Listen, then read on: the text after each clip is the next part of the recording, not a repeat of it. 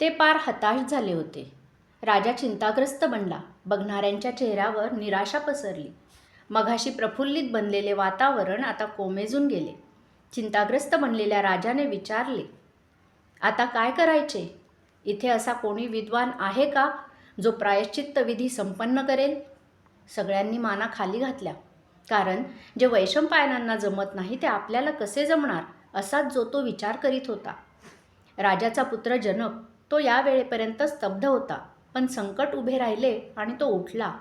एकेका ऋषीच्या विद्वानांच्या चेहऱ्यावरून त्याची नजर भिरभिरू लागली. तसे सगळेच नजर चुकवून मान खाली घालू लागले. जनकाची नजर शेवटच्या रांगेत गेली. तेथे अनेक ऋषीमुनी बसले होते, पण सगळ्यांची नजर खाली.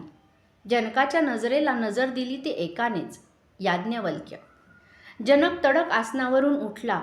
ताड ताड पावले टाकीत याज्ञवल्क्यांकडे आला. म्हणाला, ऋषीवर्य, या संकटातून आता आपणच आम्हाला सोडवू शकाल. आपले ज्ञान मंत्रविद्या फार मोठी आहे. आपला लौकिक आमच्या कानावर आला आहे.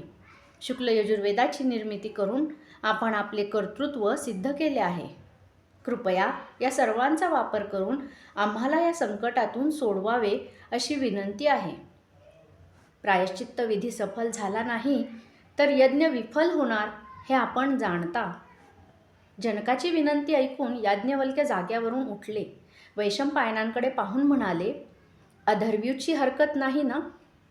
वैशंपायनांनी मानेनेच होकार दिला. पण ज्यांच्याकडून आपण आपली विद्या परत घेतली तोच पुढे यावा हे शल्य त्यांच्या मनात रुतले. याज्ञवल्क्यांना पण वाईट वाटले. त्यांचा खट्टू झालेला चेहरा पाहून याज्ञवल्क्य दुःखी झाले. याज्ञवल्क्य धीर गंभीर पावले टाकीत यज्ञवेदीकडे आले.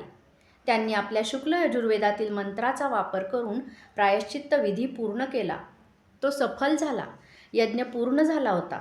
जनकाला राहावले नाही. आसनावरून उठून त्याने याज्ञवल्क्यांना आनंदाने मिठी मारली. सारी सभा आवाक झाली होती. याज्ञवल्क्यांनी मोठा चमत्कार घडविला होता. मोठ्या पेचातून सर्वांची सुटका झाली होती. सगळा मंडप आनंदाने मोहरून उठला. त्यातच कोणीतरी मोठ्याने घोषणा दिली, याज्ञवल्क्य महाराज की जय. जय जयकाराने सारा मंडप निनादून उठला. हजारो लोकांच्या मुखातून जय जयकाराच्या आरोळ्या उठल्या. सभा मंडप दुमदुमून गेला. इतका वेळपर्यंत अनेक पंडित, ज्ञानी, ऋषीमुनी याज्ञवल्क्यांच्या शुक्ल यजुर्वेदाला मान्यता देत नव्हते. तेही भारावून गेले. शुक्ल यजुर्वेद निर्विवाद आहे हे त्यांनाही पटले होते. आता त्यांनीही जय जयकारात आपला आवाज मिसळला.